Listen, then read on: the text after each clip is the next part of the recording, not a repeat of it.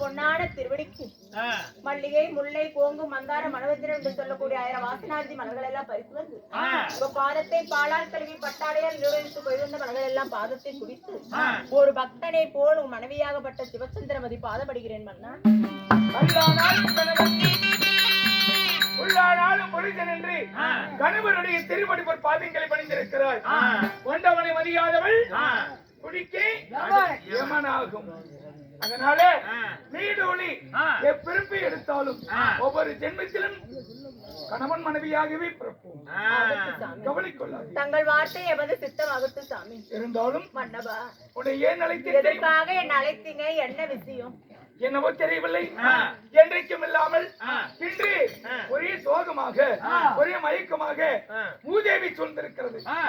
பாலாட்டு பாடி என்னை கண்ணுருக்கம் செய்வாயாக. ஆகட்டு சாமி.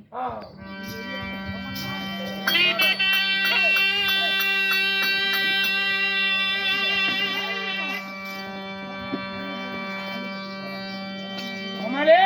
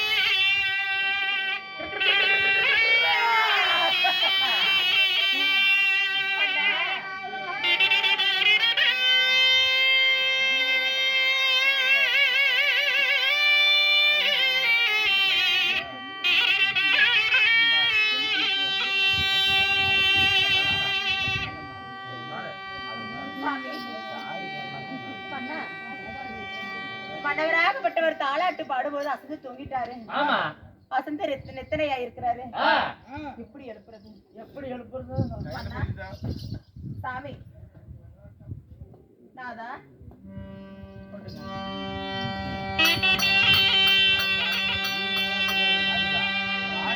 மன்னா, என்னோட நித்திரை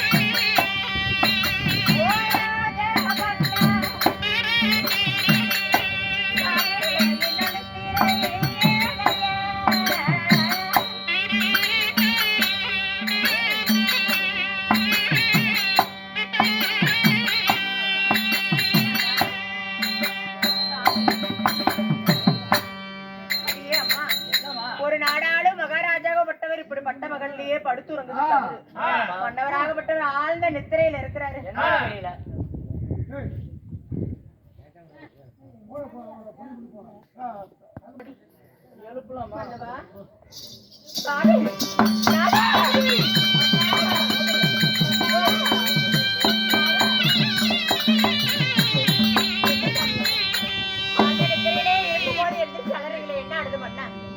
ஒரு நாடாளு மன்னன் நாட்டு மக்களுக்கெல்லாம் உதாரணமாக இருக்கக்கூடிய பகலிலே தூங்குவது தவறு.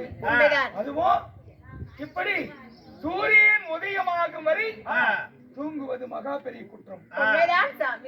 அப்படி நான் தூங்கி இருக்கும் போது என்ன கண்டேன் தெரியுமா?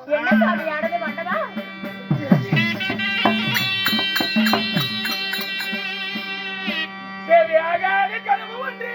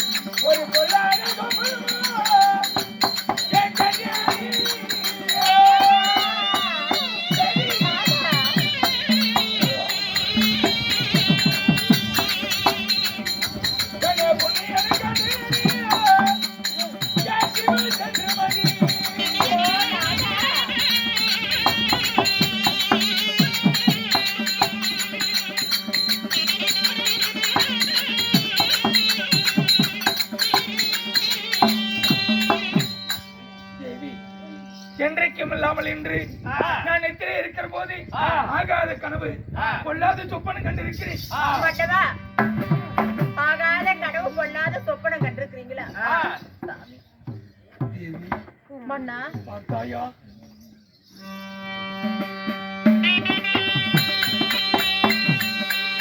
கண்டது மனிதமாகி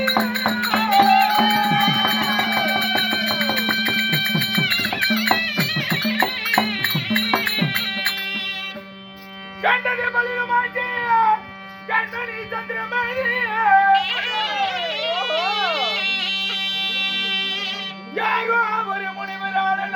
நகரங்களில் தானி வைக்க கண்டே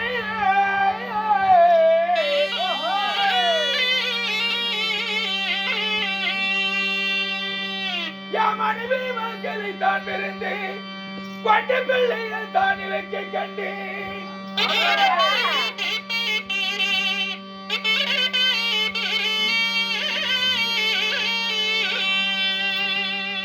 இது எனக்கு வந்த விதியோ இல்லை அந்த இதனோட சதியோ என் தேவி.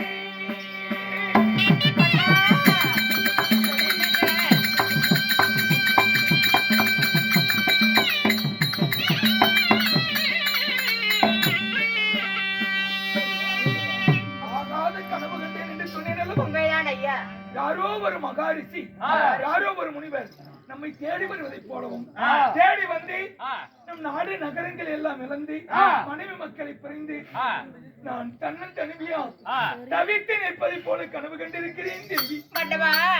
நாமளோ நாடாளக்கூடிய அரசர் நீங்க, நீதி நேர்மை தவறாத நெறிமுறை தவறாத மன்னர் நீங்க. நமக்கு வந்து இப்படி ஒரு கனவு படிக்குமா சாமி? நம்ம படுத்திருந்த இடமாகப்பட்டது சரியில்லாம இருந்திருக்கும். நம்ம பகல்ல கண்ட கனவு படுதுபடாது. நம்ம அரண்மனையிலிருந்து கனவு கண்டால் அப்புறம் பார்ப்போம். யாரோ நம்மளை தேடி வந்திருக்காங்க. யாரு மன்னா ஆகட்டு வாங்க.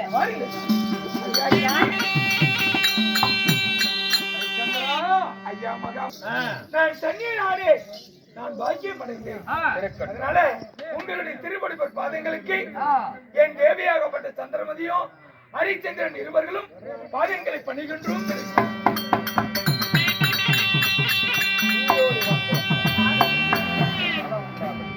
ஹரிச்சந்திரா, அடியேனை என்னை ஒரு பொருட்டாய் மதித்து என்னை தேடி வந்திருக்கிறாய்.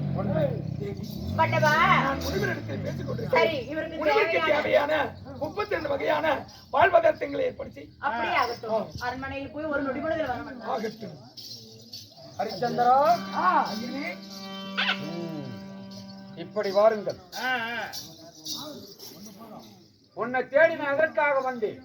ஒரு பொருட்டாய் மதித்து என்னை தேடி வந்த காரணம் ஹரிச்சந்திரா, நாம் அதிதிதி யாகம் செய்ய வேண்டும். மதிதி யாகம் உண்மை. அதற்கு மதிப்பில்லாத பொன் பொருள் திரவிக்க வேண்டும். அப்படியா? உண்மைதான். சரி, உன்னால் கொடுக்க முடியுமா?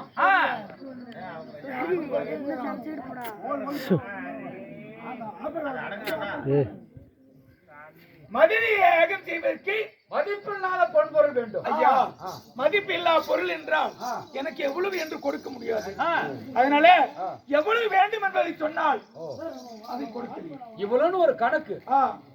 ஆனால் ஹரிச்சந்திரா, எனக்கு எவ்வளவு வேண்டும் தெரியுமா? எவ்வளவு? ஒரு பெரிய வட்டப்பாறை. அந்த வட்டப்பாறை மீது மதம் கொண்ட யானையை நிறுத்தி கண்ணில்லாத குருடனை நிறுத்தி அந்த கண்ணில்லாத குருடனை நடத்தி ஒரு கவுண்டை கொடுத்து அந்த கவுண்டுக்குள்ளே வெள்ளை குண்டை வைத்து கர கர என்று தூக்கி மேலே எரிந்து பூமியில் விழுந்து எவ்வளவு தூரம் எழும்புகிறதோ அவ்வளவு பொன்பொருள் கொடுத்தா போதும். அப்படியா? கொடுத்தா கொடு, இல்லை என்று சொல்லிவிடு.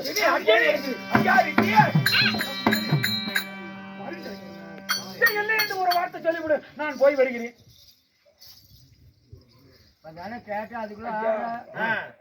நீங்கள் கேட்டீர்கள். மறுவார்த்தை நான் உரைப்பதற்கு முன்பதாக நீங்களே ஒரு முடிவு செய்தால் எப்படி? கொடுத்தா கொடு, இல்லை என்று ஒரு வார்த்தை சொல்லிவிடு. தருகிறேன் ஐயா. தருகிறாயா? எடுத்து வாருங்கள் பார்ப்போம். வாருங்கள். மகாராஜா, விஸ்வாமித்திர மகரிஷி மதிதி யாகம் செய்வதற்கு மதிப்பில்ல பொன்பொருளை கேட்டிருக்கிறார். அதனால அவருக்கு தேவையான பொன்பொருளை எடுத்து வந்து கொடு. உடனே கொடுத்தேன்.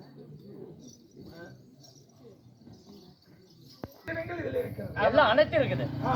ஹரிச்சந்திரா, நான் கானகத்திலே தெரியவும், அதனால இந்த பொருளுக்கு பாதுகாப்பு கிடைக்காது. அதனால கலையா அதாவது திருடி விடுவார்கள். இந்த பொன்பொருளை திருடர்கள், மறவர்கள், கள்ளர்கள் வருவார்கள். அதனால இந்த பொருளுக்கு பாதுகாப்பு கிடைக்காது. அதனால இன்னும் மதிதியாக செய்வதற்கு எனக்கு இன்னும் நிறைய பொன்பொருள் தேவைப்படுகிறது, சேகரிக்க வேண்டி இருக்கிறது.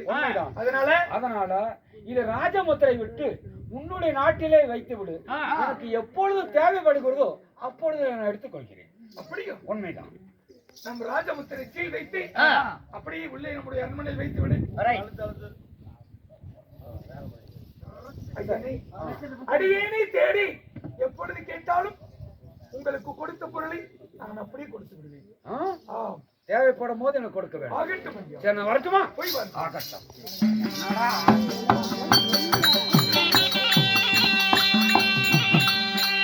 ஏய், என்னடா கேட்டதை கொடுத்துட்டான் அரிச்சந்திரன். கேட்ட கொடுத்துட்டாரு. ஏண்டா இல்லன்னு இல்லை என்று ஒரு வார்த்தை சொல்லிவிட்டான். அது பொய்க்கு சாமானதல்ல. ஆமா, கேட்டதை முன்பு கொடுத்து விட்டானே. ஆமா, இவனிடத்தில் ஒரு பொய் வாங்கியே தீரணும். ஆமா, இததான் கேட்டதும் கொடுத்து விட்டான். ஆமா. போய் இந்த புடகிரி அயோத்தி நகரத்துக்கு அரசன் யாரு? இந்த ஹரிச்சந்திரன். ஆமா, ஹரிச்சந்திரன் இடத்தில் நான் எப்படி இப்பொழுது நான் பொய் வாங்குறேன்னு பாரு. எப்படி? ஏனென்றால் என்னுடைய சத்தியால், என்னுடைய வலிமையால், என் ஏகத்தால் மிருக ஜாதிகளை ஏக விடணும். உன்னுடைய சத்தியால் மிருக ஜாதிகளை ஏக விடணும். உண்மைதான். யாரு மேல? மிருக ஜாதிகளை ஏக விடணும். எதற்கு? எதற்காக? இந்த நாட்டில் உள்ள பயிர்களை நாசம் செய்வதற்காக. அப்போது குடிமக்கள் மன்னனிடத்தில் முறையிடுவார்கள். சரி. அப்போது முறையிட்ட பிறகு மன்னன் எங்கே போவார்? காட்டுக்கு செல்வார். காட்டுக்கு சென்று வேட்டையாடும் போது உயிர்களை சித்திரவதை செய்து விட்டால் அது பொய்க்கு சாமானதல்ல. எப்படி? சரியான யோசனை. ஒரு மிருக ஜாதியை உயிர் வகை செய்து விட்டா அது பொய்க்கு சாமானதல்ல. அதனால இப்பொழுது என் யாகத்தால் நான் மிருக ஜாதிகளை ஏகி உடனே பாடுறேன். ஓ